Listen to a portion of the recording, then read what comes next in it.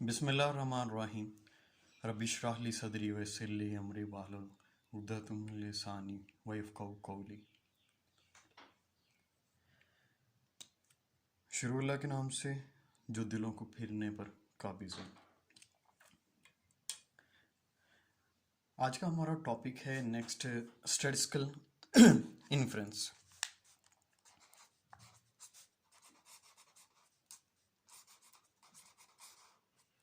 Statistical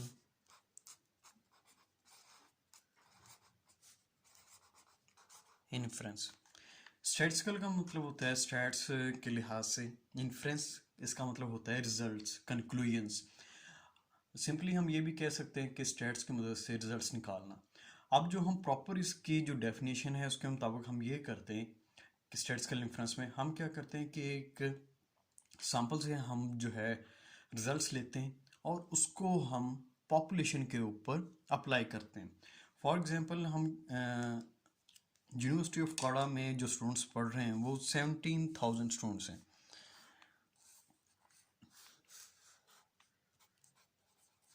हम क्या करते हैं, हम ऑब्वियसली हम स्टैट्स में पूरी पॉपुलेशन यानी कि पूरे स्टूडेंट्स को तो हम स्टडी नहीं करेंगे। कोई भी इंफॉर्मेशन को निकालने के लिए, कोई भी डेटा को इकट्ठा करने के लिए हम क्या करते हैं, हमेशा एक सैंपल के ऊपर वर्क करते हैं और उसके रिजल्ट्स को लेके हम कहते हैं कि पॉपुलेशन के रिजल्ट्स भी यही होंगे। मिसाल के तौर पर यहाँ पर 400 स्टूडेंट्स के हमने से डाटा लिया। डाटा जो था कह लें कि वो एवरेज नंबर्स के वाले था कि स्टूडेंट्स के एवरेज कितने नंबर्स आ रहे हैं, एवरेज सीजीपीए कितनी आ रही। अगर इनका रिजल्ट जो है वो 3.20 आ जाए, यानी कि एक स्टूडेंट जो है काड़ा यूनिवर्सिटी में जो पढ़ रहे हैं उनकी सीजीपीए जो है वो 3.20 है। हम इन रिजल्ट्स की बेस पर हम क्या कहते हैं कि जो ये पॉपुलेशन है, पूरे स्टूडेंट्स जो हैं उकाड़ा यूनिवर्सिटी के सारे स्टूडेंट्स, उनकी जो सीजीपीए होगी वो 3.2 होगी ऑन दी एवरेज। इस चीज़ को हम नाम देते हैं स्टैटिस्टिकल इन्फ्रेंस। इसकी प्रॉपर डेफिनेशन ये होती है कि the process of drawing inferences about A population, यानी कि एक पॉपुलेशन के मतलब एक जो है इन्फ्रेंस को ड्रॉ करने का अमल on the basis of information, एक इंफॉर्मेशन की बेस पर कंटेन्ड इन द सैंपल। ये जो सैंपल के अंदर हमें इंफॉर्मेशन यानी कि जो डाटा होता है उसकी बेस पर जो पूरी पॉपुलेशन के मतलब हम इन्फ्रेंस ड्रॉ करते हैं, एक रिजल्ट ड्रॉ करते हैं, इस चीज़ को हम नाम देते हैं स्टैटिस्टिकल इन्फ्रेंस का। अब जो स्टैटिस्टिकल इन्फ्रेंस है इसको हम फर्दर जो है टू ब्रॉड एक फील्ड में हम डिवाइड करते हैं। एक को हम कहते हैं एस्टिमेशन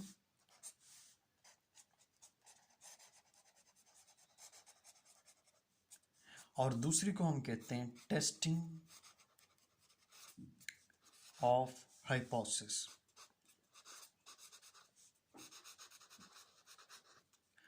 टेस्टिंग ऑफ हाइपोथेसिस हमारा जो आज का टॉपिक है मेन है वो है टेस्टिंग ऑफ हाइपोथेसिस कि एक्चुअली हम इसमें करते क्या हैं। और ये जो एस्टिमेशन है ये हमारा टॉपिक नहीं है, इसको जस्ट हम आपके नॉलेज के लिए मैं थोड़ा सा इसको बता देता हूँ कि एस्टिमेशन एक प्रोसीजर होता है जिसके ज़रिए हम एक एस्टिमेट लगाते हैं। यानी कि ये जो हमने सैंपल से इंफॉर्मेशन ड्रॉ की, इसका जो प्रोसीजर है कि हमने इंफॉर्मेशन किस तरह निकाली है, ये जो प्रोसेस है इसको हम कहते हैं सिर्फ एस्टिमेशन। अगर हम इंफॉर्मेशन निकाल के उससे हम पॉपुलेशन के मतलब रिजल्ट्स को ड्रॉ करें मुकम्मल को, ये जो हमने सैंपल से इंफॉर्मेशन निकाली और इसकी बेस पर हम पूरी पॉपुलेशन के मतलब इन्फ्रेंस कंक्लूजन वगैरह हम ड्रॉ करें, उस चीज़ को हम कहते हैं स्टैटिस्टिकल इन्फ्रेंस। अब जो हमारा काम है वो है टेस्टिंग ऑफ हाइपोथेसिस। हाइपोथेसिस के बारे में आपको थोड़ा बहुत आइडिया तो होगा कि इसका जनरल मीनिंग क्या है। हाइपोथेसिस एक्चुअली हम कहते हैं एक मफरूज़े को, एक जनरल जो मीनिंग है इसका, एक आइडिया, एक मफरूज़ा, एक स्टेटमेंट होती है किसी चीज़ के मतलब। अब स्टैट्स में हम क्या कहते हैं कि हम एक जो है यहाँ पर एक स्टेटमेंट, एक हाइपोथेसिस स्टैटिस्टिकली स्टेटमेंट को हम टेस्ट करते हैं। वो स्टैटिस्टिकली स्टेटमेंट क्या है। अब यहाँ पर देखें कि हमने यहाँ पर कहा कि जी के जो सैंपल से हमने रिजल्ट्स ड्रॉ की, उसको रिजल्ट निकला था 3.20 सीजीपीए। हम इसकी बेस पर हम कहते हैं कि पॉपुलेशन की जो स्टूडेंट हैं पूरे यूनिवर्सिटी ऑफ काड़ा के जो 17,000 स्टूडेंट्स हैं उनकी सीजीपीए जो होगी 3.20 होगी। अब रिजल्ट हमने किससे निकाले? सैंपल से। अब हम इसको अप्लाई किस पे कर रहे हैं? पॉपुलेशन के ऊपर। अब ये एक स्टेटमेंट है कि पूरी पॉपुलेशन का रिजल्ट यूनिवर्सिटी ऑफ काड़ा में जो सारे स्टूडेंट्स पढ़ रहे हैं उनका रिजल्ट जो है वो 3.20 सीजीपीए होगा ऑन दी एवरेज। अब ये एक स्टेटमेंट है। अब इस चीज़ को हम फर्दर हम टेस्ट करेंगे, क्योंकि ये जो रिजल्ट्स है ये तो पूरी पॉपुलेशन से तो हमने ड्रॉ नहीं किए, ये तो हमने सिर्फ एक सैंपल से ड्रॉ किया है और उसको हमने अप्लाई कर दिया पॉपुलेशन के ऊपर, पूरी पॉपुलेशन। मतलब 400 बंदे हैं, वो 17,000 लोगों को, 17,000 स्टूडेंट्स को रिप्रेजेंट कर रहे हैं। मतलब इनका रिजल्ट जो है हमने इनके ऊपर अप्लाई कर दिया है। अब ये स्टेटमेंट जो है ऑब्वियसली डाइवर्सिटी आ सकती है, प्रॉब्लम हो सकती है कि एग्जैक्ट वही है कि नहीं।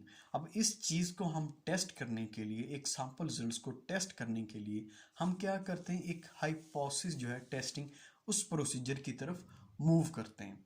इसमें एक्चुअली हम क्या करते हैं, ये जो प्रोसीजर होता है ये 6 स्टेप्स के ऊपर बेस करता है। सबसे पहला स्टेप होता है इसमें हाइपोथेसिस बनाना। एक सबसे पहले जो हाइपोथेसिस उसको हम कहते हैं नल हाइपोथेसिस। नल हाइपोथेसिस, इस चीज़ को हम रिप्रेजेंट करते हैं एच नॉट से। H nought is equal to, अब यहाँ पर हमने कहा था कि जी जो यूनिवर्सिटी ऑफ काड़ा में स्टूडेंट्स पढ़ रहे हैं उनकी एवरेज सीजीपीए जो है 3.2 है। अब पॉपुलेशन का जो मीन होता है, ये एक एवरेज हमने कैलकुलेट की थी, उसको हमने म्यू से हम डिनोट करते हैं पॉपुलेशन को, इज इक्वल टू 3.20। अब हमने जो रिजल्ट्स लिए थे हम इसको हम पॉपुलेशन पैरामीटर यानी कि म्यू के इक्वल हम रख लेते हैं। अच्छा, जो न्यू स्टूडेंट्स होंगे उनको पैरामीटर के बारे में भी आइडिया ना हो कि क्या होता है, हम जो सैंपल से रिजल्ट ड्रॉ करते हैं इस चीज़ को हम नाम देते हैं स्टैटिस्टिक का। स्टैटिस्टिक, एस नहीं, एक तो हमारा सब्जेक्ट है ना स्टैटिस्टिक्स, उसमें लास्ट पे एस आता है, लेकिन इसमें लास्ट पे एस नहीं आता। ये जो हम सैंपल से रिजल्ट हमने ड्रॉ किया इसको हम कहते हैं स्टैटिस्टिक, और जो पॉपुलेशन से हम रिजल्ट ड्रॉ करेंगे उस चीज़ को हम कहते हैं पैरामीटर। इसको, इन चीज़ों को ना जो मैं बताता हूँ इसको आप नोट भी कीजिएगा साथ साथ अपने साइड पे note. A numerical value calculated from the sample is called statistic, और a numerical value calculated from whole the population is called parameter। ये आपने दो डेफिनेशन, इनको आपने लिख लेना है, इसको भी याद रखना है। हम क्या करते हैं कि हमारे रिजल्ट तो होते हैं हमेशा स्टैटिस्टिक के और उसको अप्लाई करते हैं पैरामीटर, एज ए पैरामीटर इसको हम लेते हैं। अब जो होता है नल हाइपोथेसिस, इसमें हमेशा जो है टेस्टिंग जो है पैरामीटर की होती है, पैरामीटर वैल्यू की, यानी कि वो वैल्यू जो हमने पॉपुलेशन से ली होती है। यहाँ पर हमने ये जो म्यू है ये पॉपुलेशन को डिनोट कर रहा है। हम जो होता है जो सैंपल एवरेज होती है स्टैटिस्टिक उसको हम एक्स बार से डिनोट करते हैं, और जो पॉपुलेशन की वैल्यू होती है उसको हम म्यू से डिनोट करते हैं। अब ये म्यू इक्वल टू 3.20 का मतलब ये है कि हमने एक मफरूज़ा बनाया है कि जो पूरी पॉपुलेशन की जो एवरेज है वो 3.20 सीजीपीए है। ये हमने एक हाइपोथेसिस बना लिया है जिसको हम टेस्ट करने जा रहे हैं हम, कि आया कि यही हमारे रिजल्ट आ रहे हैं या नहीं आ रहे। ये एक जनरल प्रोसीजर है हमारा। उसके बाद क्या है जी कि हमारा नेक्स्ट जो है अल्टरनेटिव हाइपोथेसिस है।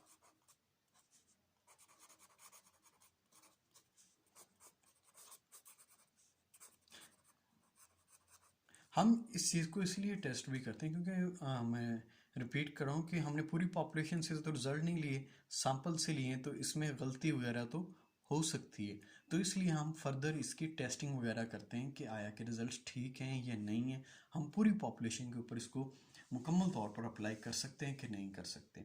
इसके लिए हमने हाइपोथेसिस बनाया। एक तो ये हाइपोथेसिस हमने बनाया कि हमारा जो एवरेज होगी वो 3.20 के इक्वल आती है। अब ऑब्वियसली अगर ये हाइप हमारे पास स्टेटमेंट आ गई कि स्टूडेंट्स की एवरेज सीजीपीए 3.20 होगी, अब चांसेस तो ये हैं कि या तो 3.20 के इक्वल आएगी या फिर नहीं आएगी। मतलब एक हाइपोथेसिस हमारा ये जो है नल हाइपोथेसिस, ये हो गया कि जी एवरेज सी जी पे 3.20 होगी। और दूसरी हमारे पास चांसेस ये बन सकती हैं कि इसकी एवरेज सी जी पी, इसको हम H1 से नोट करते हैं अल्टरनेटिव हाइपोथेसिस को, कि वो 3.20 नहीं होगी, मतलब mu is not equal to 3.20।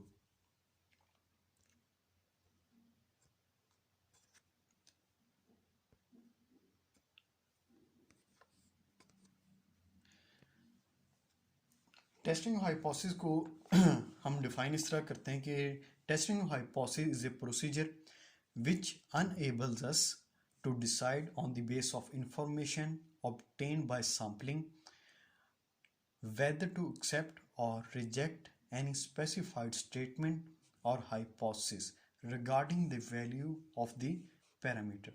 मतलब टेस्टिंग ऑफ हाइपोथेसिस एक ऐसा प्रोसीजर है जो हमें अनएबल्स यानी कि जो हमें एक पावर देता है, एक हमें एक काबिल बनाता है कि हम डिसाइड कर सकें कि जो सैंपल की बेस पर हम इंफॉर्मेशन ली है इसको हम एक्सेप्ट करें पूरी पॉपुलेशन के लिए, रिजेक्ट करें। ये जो हमने हाइपोथेसिस बनाया है इसको हम जो प्रोसीजर सारे स्टेप्स हैं, 6 स्टेप्स मैंने आपको बताया कि इसके 6 स्टेप्स हैं, उस सब की बेस पर हमें ये बताएगा कि हम ये स्टेटमेंट है इसको एक्सेप्ट करें या फिर रिजेक्ट करें। ये जो सारा प्रोसीजर है इस चीज़ को हम कहते हैं टेस्टिंग ऑफ हाइपोथेसिस। ये तो हो गया हमारा फर्स्ट, यहाँ तक हमारा होता है फर्स्ट स्टेप। उसके बाद आता है सेकंड स्टेप। सेकंड स्टेप में हम क्या करते हैं कि जी ऑब्वियसली ये जो रिजल्ट्स हैं हमारे, ये तो एक सैंपल से लिए गए हैं तो इसमें गलती भी हो सकती। तो हम क्या करते हैं कि हमने एक टाइप 1 एरर या अल्फा हम इंट्रोड्यूस करवा देते हैं, यानी कि हमें डाउट कितना है हाइपोथेसिस के बारे में। इस अल्फा को हम कहते हैं डाउट अबाउट हाइपोथेसिस, या हम ये भी कहते हैं type 1 error. Type 1 error books में इसको टाइप 1 एरर ही कहा गया है, या हम जनरल तौर पर हम खुद अपनी तरफ से कहते हैं कि ये एक डाउट होता है अबाउट हाइपोथेसिस, के हाइपोथेसिस के बारे में ये डाउट है, क्योंकि रिजल्ट पूरी पॉपुलेशन से नहीं लिए गए, तो इसलिए हम कहते हैं इसमें गलती के चांसेस हो सकते हैं। अब ये डाउट जो है हमारा 1% भी हो सकता है, 2%, 5%, 7%, अप टू 10%। यानी कि यहाँ तक हमारा ये डाउट हो सकता है, यानी कि हमें डाउट है कि जी ये हमारे रिजल्ट जो हैं वो सही नहीं होंगे, कोई गलती कोई ना कोई चांसेस हैं, इसलिए हम यहाँ पर अल्फ़ा की वैल्यू कोई ना कोई स्पेसिफाई कर लेते हैं। और जनरल तौर पर हम 5% भी वैल्यू लेते हैं, 2 और 1 भी लेते हैं, मोस्टली जो है 5% यूज़ होती है। हमने जब भी क्वेश्चन करना है तो जो हमारे क्वेश्चन में डिफाइन होगी वैल्यू अल्फ़ा की वो हमने ले ली। अगर कोई भी वैल्यू डिफाइन ना हो तो हमने इसको 5% वैल्यू ही लेना है। अच्छा जी, अब जो है अच्छा यहाँ पर दोनों जो हम हाइपोथेसिस करते हैं हमेशा पॉपुलेशन पैरामीटर के लिए हम करते हैं, ये एक पैरामीटर एवरेज को नोट करने के लिए। इसके अलावा जो है जो हमने रिग्रेशन इक्वेशन पढ़ी है उसके अंदर हमने ए और बी की वैल्यू पढ़ी है। ए और बी हम सैंपल के लिए लिखते हैं, और जो है अल्फा बीटा जो है y equal to a plus b x, ये हमने इक्वेशन बनाई थी बीटा एक्स, ये इनमें हम ए और बी इसको भी हम टेस्टिंग करते हैं। इनको टेस्टिंग करने के लिए हम यहाँ पर जस्ट क्या करेंगे, अल्फा इज इक्वल टू कोई वैल्यू और b alpha is not equal to जो भी वैल्यू होगी वो हम लिख देंगे। इस तरह हम टेस्टिंग करते हैं। ये वाला अल्फा और ये वाला अल्फा इनको आपस में मिक्स नहीं करना, ये अलग अलग है। ये अल्फा जो है ये ग्रेशन वाला है, और ये वाला अल्फा जो है ये टाइप 1 एरर वाला है। कि हमने ये टाइप 1 एरर हम डिफाइन करते हैं कि जी reject H naught when it is true, यानी कि एक स्टेटमेंट जो बिल्कुल ठीक थी लेकिन हमने उसको रिजेक्ट कर दिया, ये एक मिस्टेक है कि हमने एक बेहतर चीज़ थी, एक बिल्कुल एक्यूरेट सी चीज़ थी, उसको हमने रिजेक्ट कर दिया हमने, तो ये हमारी एक गलती है। इसलिए हम इस अल्फ़ा को हम कहते हैं टाइप 1 एरर, ये डिफाइन करता है टाइप 1 एरर को। या जनरल तौर पर हम ये भी कह सकते हैं कि एक हमारी डेली लाइफ एग्जांपल में अगर एक कोर्ट के अंदर कोई बंदा हो जिसने कोई क्राइम वगैरह किया हुआ हो, लेकिन आफ्टर केस सुनने के बाद जज डिक्लेयर कर दे कि ये बंदा इसने क्राइम नहीं किया, बल्कि सिचुएशन को बल्कि मैं चेंज करता हूँ थोड़ा सा। एक बंदा है उसने इनोसेंट था, उसने कुछ नहीं किया, लेकिन केस सुनने के बाद जज ने कह दिया कि इसने क्राइम किया है। ये एक गलती है, एक इनोसेंट बंदे को क्रिमिनल किया जा रहा है। ये एक टाइप 1 एरर है। ये डिफाइन करता है अल्फा इज इक्वल टू 5%। ये वही क्लास में भी आई थिंक इसके बारे में डिस्कस हुई थी बात कि एक स्टूडेंट जो है वो ओरिजिनल तौर पर पास हो रहा है, लेकिन बाय मिस्टेक किसी के मिस्टेक की वजह से या किसी और रीज़न की वजह से उसके रिजल्ट्स जो हैं उसके अंदर जो है उसके फॉर एग्जांपल मैं कहता हूँ 80 मार्क्स थे 80, तो टाइपिंग के अंदर वो 08 लग गया जल्दी जल्दी में, मतलब जो पास स्टूडेंट था वो बेचारा फेल हो गया, मतलब एक टाइपिंग मिस्टेक है। इस चीज़ को हम कहते हैं टाइप 1 एरर। अच्छा जी, ये हो गया हमारा डाउट अबाउट हाइपोथेसिस। अब थर्ड स्टेप है टेस्ट स्टैटिस्टिक।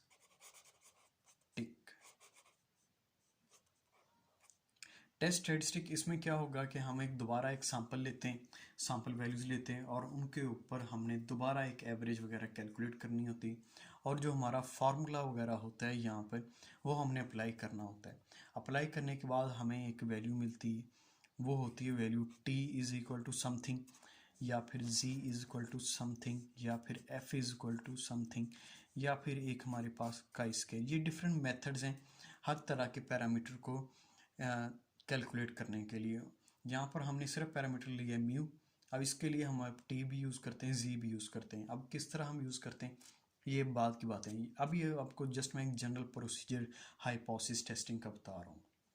यहाँ पर हम टेस्ट स्टैटिस्टिक में फार्मूला लगाकर वैल्यूज़ जो हैं वो कैलकुलेट करते हैं। इसके बाद है हमारे पास फोर्थ स्टेप। फोर्थ स्टेप में क्या आता है कि जी हम एक क्रिटिकल वैल्यू वो हम कैलकुलेट करते हैं। ये जो वैल्यू होती है इसको हम कहते हैं, यहाँ पर जो थर्ड स्टेप में हमने वैल्यू कैलकुलेट की इसको हम कहते हैं कंप्यूटेड वैल्यू या कैलकुलेटेड वैल्यू। कैलकुलेटेड वैल्यू या फिर कंप्यूटेड वैल्यू, ये हम इसको कहते हैं। और ये होती है हमारे पास क्रिटिकल वैल्यू। ये कैसी वैल्यू होती है जिसकी जिसकी बेस पर हमने अपना डिसीजन लेना होता है कि हम हाइपोथेसिस को एक्सेप्ट करें या रिजेक्ट करें।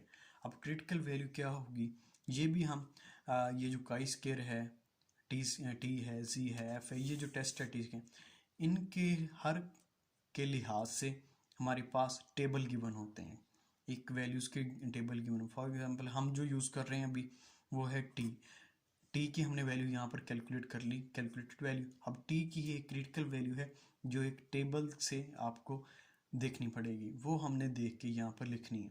अब टी इज इक्वल टू क्या होता है α/2 इंटू न्यू, या हम n-1 लिखते हैं।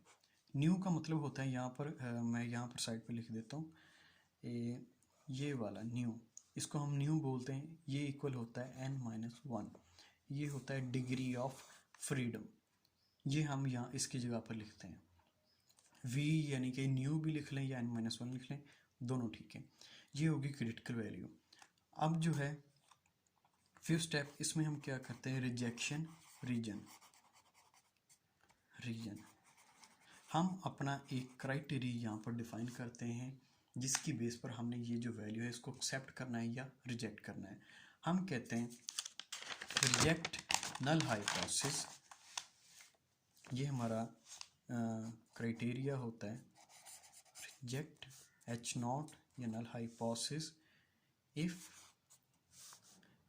टी कैलकुलेटेड वैल्यू, टी जो है वैल्यू एक कैलकुलेट जो की गई है, साथ में इसका मॉड यानी कि एब्सोल्यूट ग्रेटर और इक्वल टू टी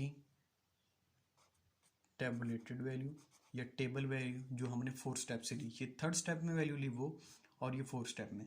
अगर हमारी जो थर्ड स्टेप में ली गई वैल्यू जो है वो फोर्थ स्टेप वाली वैल्यू से ग्रेटर आ जाए या उसके इक्वल आ जाए, तब हमने हमारा जो हाइपोथेसिस जो है H0 इसको हमने रिजेक्ट कर देना है। ये वाला हाइपोथेसिस इसको हमने रिजेक्ट कर देना है। अगर हमारी ये वाली वैल्यू, ये थर्ड स्टेप वाली, ये फोर्थ स्टेप की वैल्यू से क्रिटिकल वैल्यू से ग्रेटर आ जाए या इक्वल आ जाए, मतलब ये जो हमने स्टेटमेंट लिखी है ये अगर ट्रू हो जाए।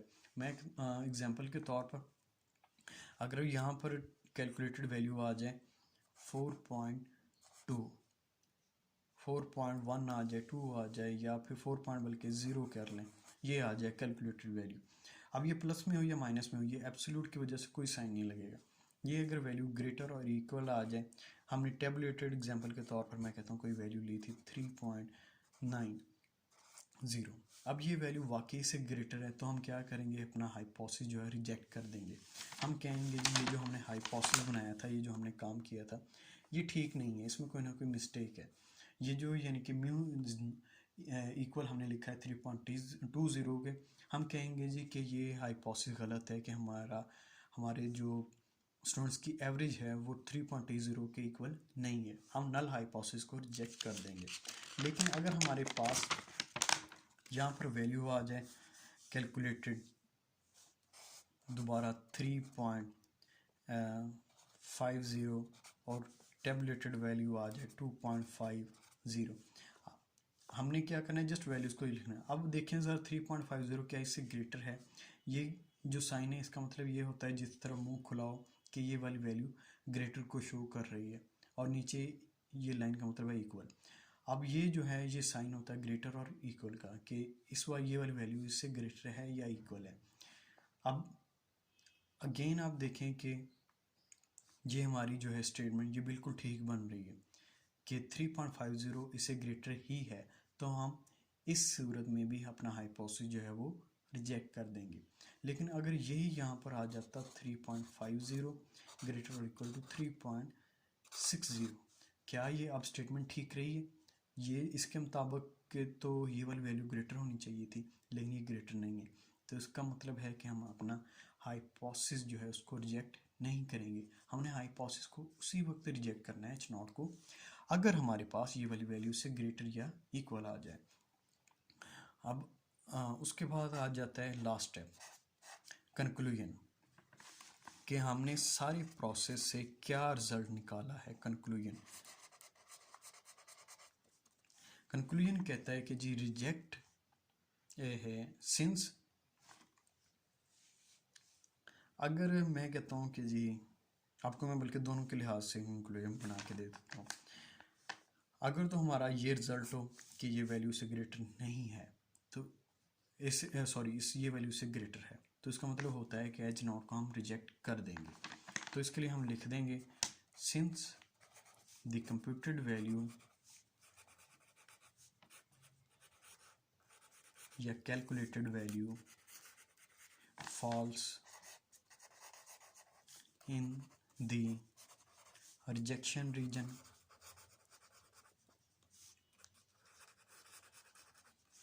so we reject H0 and